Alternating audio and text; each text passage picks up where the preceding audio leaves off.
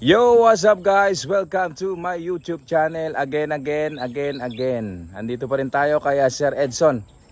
Dati siya ang humihingi ng tips sa atin sa pag-aalaga ng kambing. So ito, siya naman po ang magbibigay sa atin ng tips sa mga subscriber natin na bagong nag-aalaga ng kambing. So paano niya inaalagaan yung kanyang mga full blood? Maselan ba ito? Paano ba i-manage, paano ba pakainin, ano ba ang mga isinasaksak? So tara at alamin natin. Magpapaturo tayo kay Sir Edson. Yung mga baguhan na nag-aalaga din na imported. So hihingi tayo kay Sir Edson kung paano ang kanyang ginagawa na sistema sa pag-aalaga nitong mga full blood. Medyo maselan ito, hindi kagaya ng mga native at mga upgraded. So tara guys, samahan niyo ako.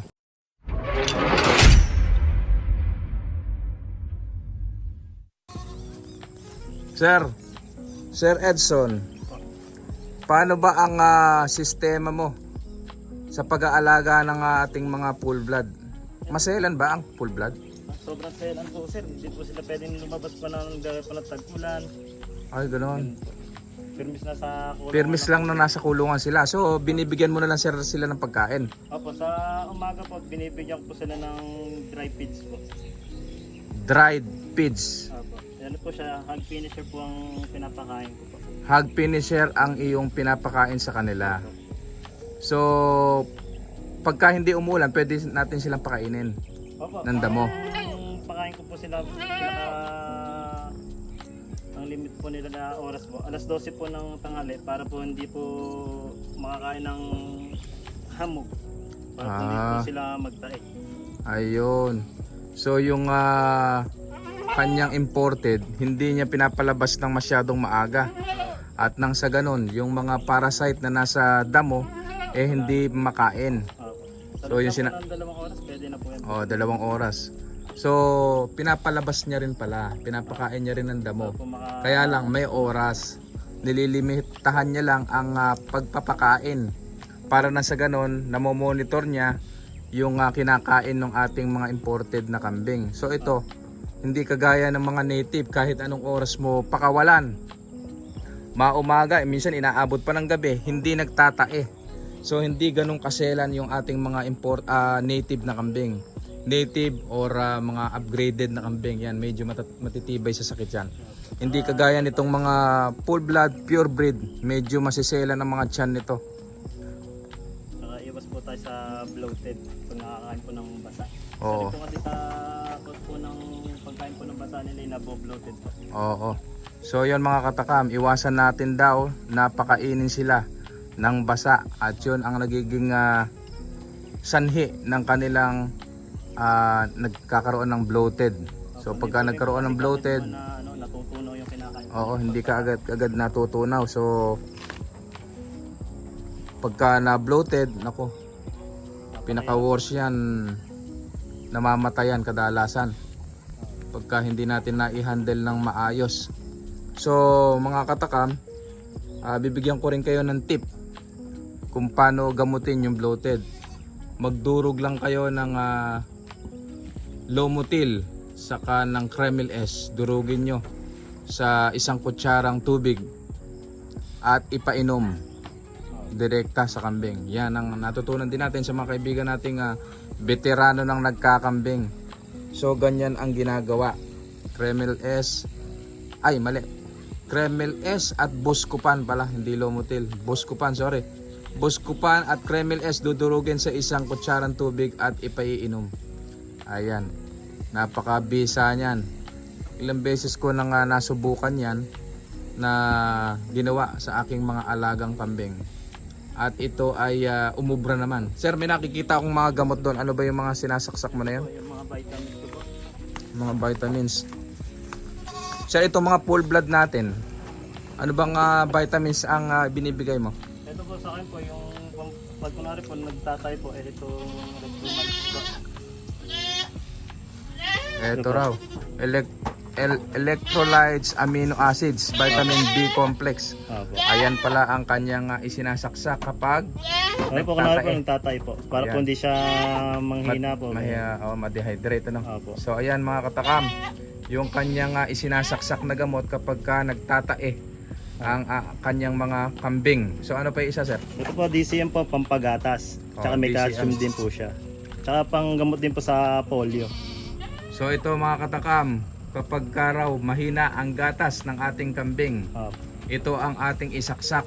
Monthly. DCM, Opo. Monthly. dextrose, cab, gluconate, Opo. plus MG gluconate. Ayan. Ginagamit sa pampagatas Opo. para makaiwas sa polio. Kasi pagka nagkaroon ng polio, hindi makalakad yung ating kambing. Opo. So dapat sinasaksakan nyo ng ganito. So sa mga bisiro, sir, na bagong panganak, gaano karami ang sinasaksak nyo ganyan? Sa Ilang bisiro po, ml? Sa pag nag 2 days po Ipit. Pagka nag 2 days, sir, ang sinasaksak ko po sa DCM 0.5 po. 0.5. Opo, 0.5 ml. 2 days old. Opo. Tapos Ayun. po sasabayin po ng vitamins B complex po na liver extract. Vitamin B complex with liver extract. Yan ang sinasaksak natin kapag bagong panganak. Opo. Para Ayan. po hindi po manghina po yung mga baga po nila. Ayun, para daw po lumakas yung mga baga nila, hindi manghina. Yun ang sinasaksak ni sir. Ano pa ba, sir, yung mga... Ito po yung malabo na po kasi itong Gromixin po para sa pang-ubo, pang sipon po, pang buntis po.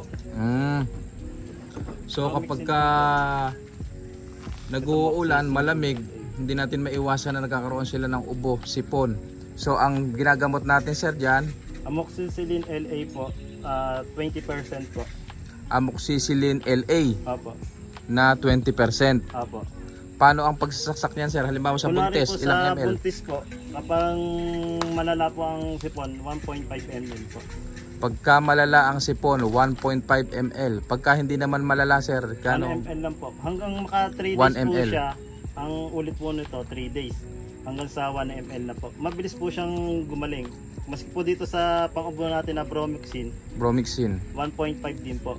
1.5 din. Opo. Yung Tapos kahit after buntis, 3 pwede yan, sir, sa buntis. Opo, pwede po sa buntis. Wala Okay. po siyang effect sa Oh, buntis. walang side effect, walang Puro ano po hindi to, hindi pampasigla po. makukunan yung ating alagang buntis. So ito daw po ay safe sa buntis. Opo. 1.5 ml kapag ka sa unang saksak. Opo. Tapos after 3 days, Saksak ulit na 1 ml na po. saksak ulit ng 1 ml. Opo. Tapos everyday na yun, sir. O hanggang sa gumaling na. Opo. Ayun. Tapos ito po itong ADE selenium po natin. ADE selenium. Saan naman, sir, ginagamit yan? Para po magbilis po maglandi po. Ito po. So halimbawa May nakapanganak. gamot na po siya. Oo. Halimbawa nakapanganak yung ating kambing. Opo. At gusto nyong maipakasta ulit para maglandi daw ulit, mabilis maglandi. Opo. Halos kapapanganak Yung inahin. na po eh ng Oo. 1 month. Oo, Nasaksakan nakapahinga po na ito, isang buwan. Umuulit po, nag-hit na po kagad. Oo, eto. Kaya po sila dire-diretso buntis Anong po pangalan mga yan, sir? kambing. Vitamins ADE po. Oh, Tapos yan. selenium. Para kung gusto nyong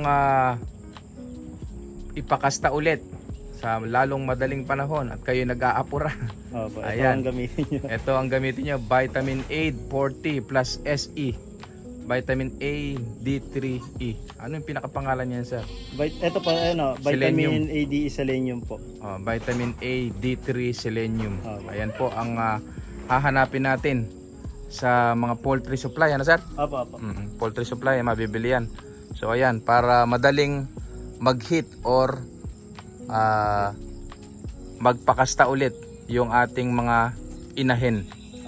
Kahit bagong panganak yan, nakapahinga na 1 buwan, pagpahingahin nyo naman. Kaya lang siyempre kahit sa tao naman, may dugo-dugo pa yan. So 1 buwan, 2 buwan, ayan, saksakan nyo yan. At mag-hit na ulit yan. So ayan. Ayan yung kanyang pamurga po natin, albendazole tsaka Ayan. ivermectin. eto naman, Sa pamurga. para sa naman sa gustong magpurga. Malalaman natin mga katakam kapag ka ang kambing ay gustong magpapurga at kulang sa purga, makikita nyo sa balahibo. Kulot-kulot yung kanyang balahibo. Pagka husto sa purga yan, walang mga bulati sa tiyan, makinis yung balahibo niyan. So ang ginagamit daw ni Sir Edson ay yung albendazole. Tapos sabay po sila. sabay. Opo. Alas 5 po ang ginagawa ko pong purga para tapos na po yung 8 hours po na pagkain niya. Dosaw na po sa... Sa magang-maga. Opo. Magang-maga papainumin natin ng albendazole. Opo. Ito naman po pag sa mga Ivermectin. po ng ivermectin, nasa 1.5 na po siya. Isasaksak naman yung ivermectin. Opo. 1.5. Sa mga 20 plus kilos po, mga kunwari po isang buwan pa lang po, 0.5 po sa mga 0.5 sa mga 1 month old. Tapos 1.5 sa mga inahin po, 1.5. 1.5 ang ivermectin. Ang ivermectin ginagamit din niya sa pagtatae, di ba sir? Opo, ganun po sila. Para po yung lahat po ng parasite po na nakain po nila, mga bulati po sa mga dahon po ng mga mailabas damo, nila. mailabas po nila. Albendazole at ivermectin. Opo. Sa umaga daw po, paiinumin ni sir ng albendazole sa umagang-maga. Opo. Kasi yung after yung magdamag, nalusaw na yung kanyang kinain, ano? Opo. Tapos paiinumin ni sir sa umaga ng albendazole. Tapos sa hapon, Di po, sabay na po siya. Puro ay sa po hapon na, siya. pares umaga. Opo. So pagka painom mo ng albendazole, sasaksakan mo naman ng ivermectin. Sabay na yan. So sa mga inahin at mga bulugan natin, 1.5 ml.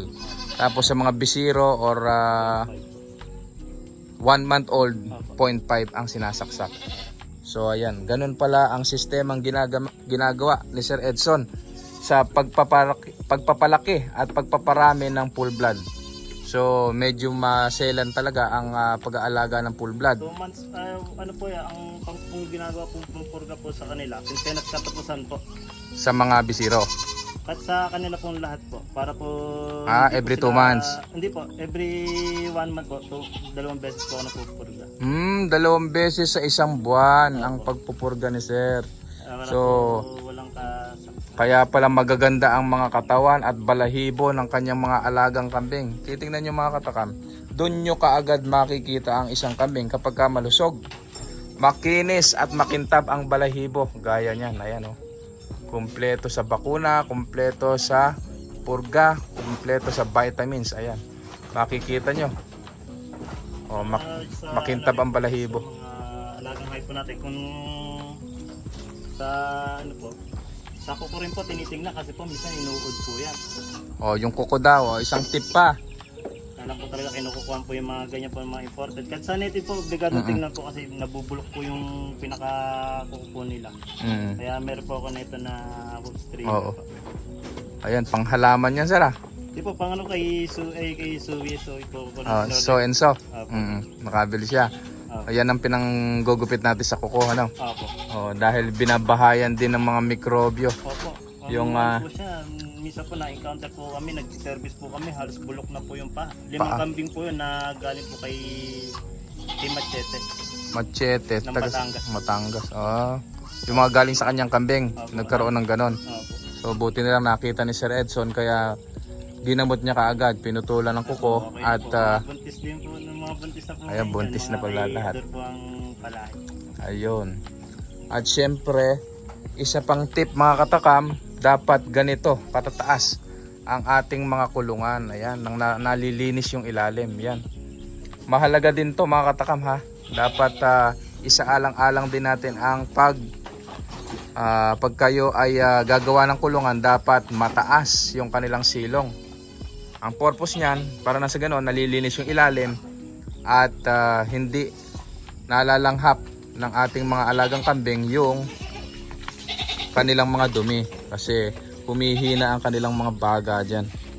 So ayan, dating nanghihingi ng tip sa atin si Sir Edson. Ngayon, siya naman ang nagbibigay ng tip dahil sa kanyang experience sa pag-aalaga ng kambing. Ayan, isinishare niya naman yung kanyang mga experience at yung mga pamamaraan na ginagamit niya, ginagawa niya, kung ano yung mga sinasaksak niya, isinyer naman sa atin. So sana may natutunan kayo sa mga itinuro sa atin ni Sir Edson. So Sir Edson, magpapaalam na tayo.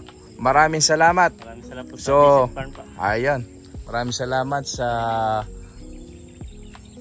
pagtanggap sa atin ni Sir Edson dito sa kanyang kambingan. Ayan, medyo nag-uulan na ngayon kaya ganito na kakapal yung mga damo, hindi kagaya nung huling punta natin dito tag-araw. So tuyot na tuyot yung mga damo natin. So hanggang dito na lang mga katakam. Para sa mga bago pa lang sa akin channel, please subscribe at i-click nyo na rin ang notification bell para lagi tayong updated sa ating mga susunod na video. Happy farming everyone. Thank you.